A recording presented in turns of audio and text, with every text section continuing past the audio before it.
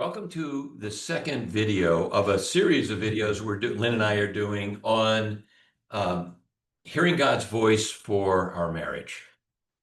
You know, a few years ago, we realized that we needed to hear God's voice. And the decision that we had to make it turned out to be a life impacting decision. We had moved to Vermont. We had brought an 18th century house that we disassembled and put in storage on this land in Vermont with the hopes of resurrecting this old 18th century house. It had been a dream of ours. But as we looked into it more seriously, had to hire a restorer, somebody who really knew what they were doing, we realized that the mortgage that we would have to take out was a lot bigger than we were comfortable having at the time. We realized at this time also that we were debt free, and maybe this wasn't the only decision that we should make, because there was another decision that was near and dear to Lynn's heart. Lynn is as she used to call herself, a Francophile, and a Francophile is somebody who loves France. Lynn was a French major, right? And she had for a long time not only wanted to emigrate to France, but as she got closer to God, she began to say, well, wonder if maybe we could be missionaries in France. And so this was the question as well on the table. We were debt-free.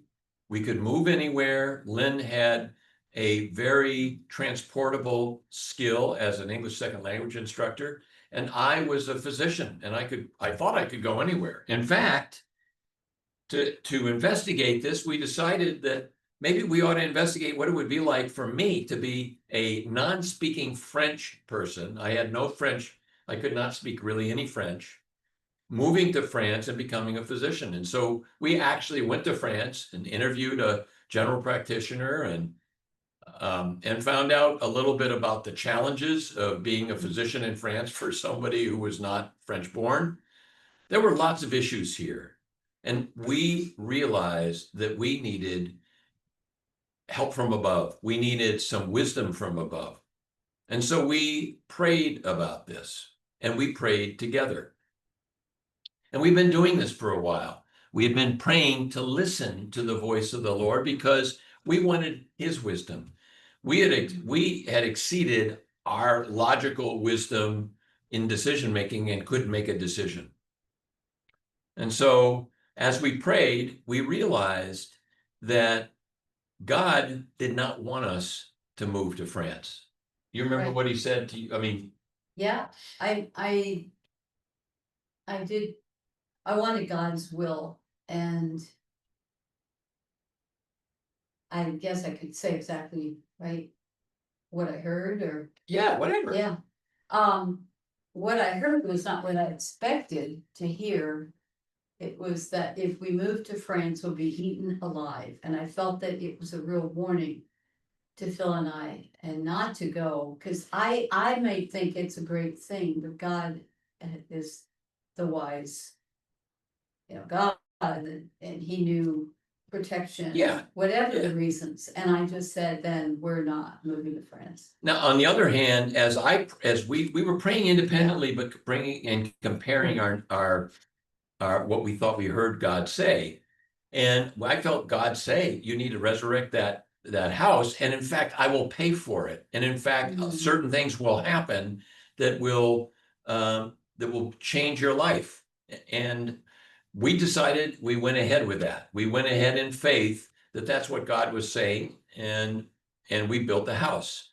And exactly the things that God promised he would do, pay for this in miraculous ways for the whole project, but also some of the things specifically that he had said about what would happen if we built that house. They happened. Well, with that in mind, we want to discuss or bring up 6 benefits of hearing God's voice as a couple, as a married couple or an engaged couple. And so here's number 1. Number one is when couples pray together and hear God's voice, they grow in unity. When we are attempting to align our thoughts and our desires with God's desires, you are asking for God's view. We're asking for God's perspective and God's wisdom. And when we do that, it can't help but unify us. It's his view. It's not Lynn's view. It's not my view. It's not Lynn's perspective or my perspective. It's his perspective. That unifies us. And number two, you make wiser decisions. Like if we have a lot of stories about that, but do we take a vacation at this time and where? Or finances, or so many Parenting and decisions. parenting Oh my word. decisions. Because God is not a God of confusion, he's a God of order. So he wants us to be, have things work out the best that they can work out Yeah. in his way, in his. When you are looking for wise decisions, you go to the God of wisdom. He's the wisest person we could ever go to. And you're not panicking either, because God's a God of peace. And he's a God of order. And order. Absolutely. Number three, you learn to wait well. You learn, oh my word, I hate to say it, it's the P word, patience.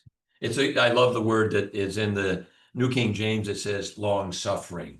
Sometimes waiting feels like it's long suffering.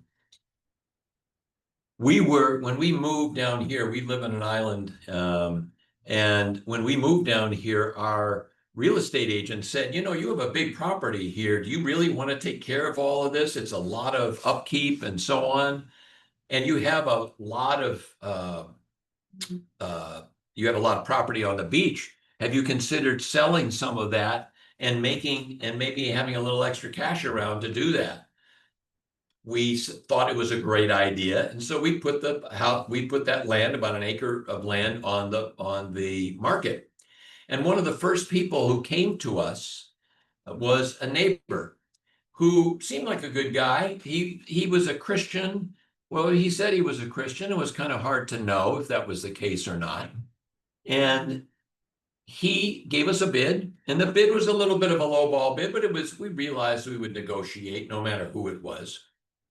And so we prayed whether this person, our neighbor, should be the person who we should negotiate with. Would he be a good neighbor? Because he was going to build a house just like anybody else who bought that land. They're not going to let it go fallow. And he would live next door. And the Lord was so clear when we asked him. He almost told us the same thing. Not yet. You don't have the right person. Yeah. Honestly, we wanted Christian neighbors. And God was so clear about that. So we waited. And finally, after not the next person, but that person after that, we had a couple who not only are a Christian couple, lovely couple, but they also gave us a bid it really equaled the bid that we thought this was worth. And they've been awesome since.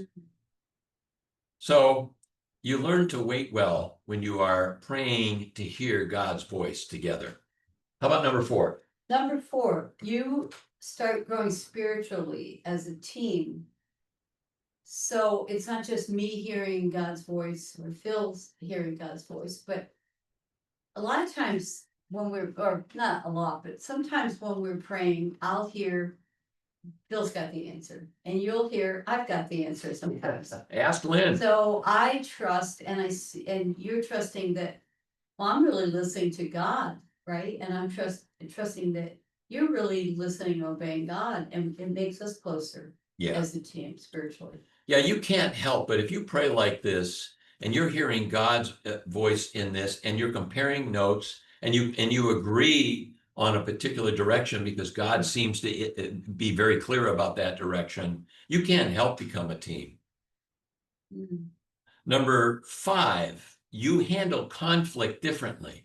And so this is kind of related to number four, operating as a team, but it's the opposite. I mean, listen, couples, as marriage coaches, we see conflict all the time, and conflict has a lot of faces. But and clearly some conflict is unavoidable. I get that. But there's a lot of avoidable conflict. And one way we've found to avoid conflict, some conflict, is in decision making. So if you're going to make a decision about, well, Lynn going to France, us going to France, or us staying and building this house in Vermont, that began to cause real art. We were arguing all the time about this.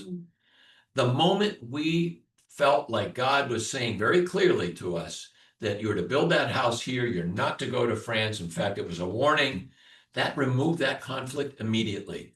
And we have done this, we have prayed like this for years now. And I can tell you, our conflict meter, which was up like this for years, has just kind of done that. Clearly, when you pray to hear God's voice as a couple, you handle your conflict very differently. And in fact, often you minimize the conflict that's before you. How about number 6? 6, you trust each other more deeply because you're listening together. Like I trust you more because I know you're really paying attention to what God's saying, and listening and obeying, and you trust me for the same reason. Yeah, I trust you because you trust God. Yeah. And we have that in common. So yeah, I'm gonna listen. If it was a warning not to move to France, I'm not just gonna go because I wanted. yes, yeah, And you know that. yes, Because yes, it was a desire in my heart since I was probably about 16 years old. yeah. So it wasn't just some new thing, so yeah, And we're going to trust each other more deeply when we really when we pray like this, pray like yeah.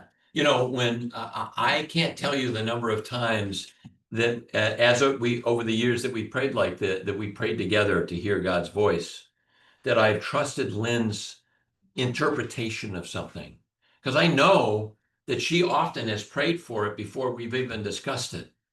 And because I know how clearly she hears from God, and we want to be very clear about this. We all can hear from God. This is not a mystery. Mhm.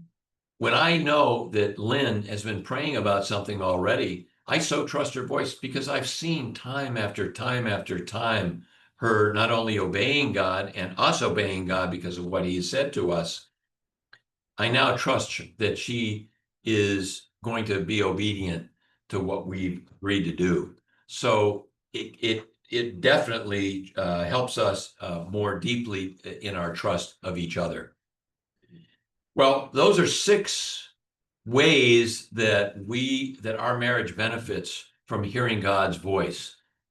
Over the next few videos, we're going to not only talk about the different ways that God speaks, but we're going to give you an example in a demo and teach you how to pray as we have prayed for years to hear God's voice.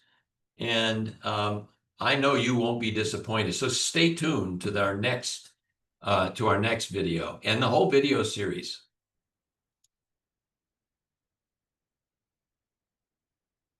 What does that say? Are you sure you want to stop recording? Yes.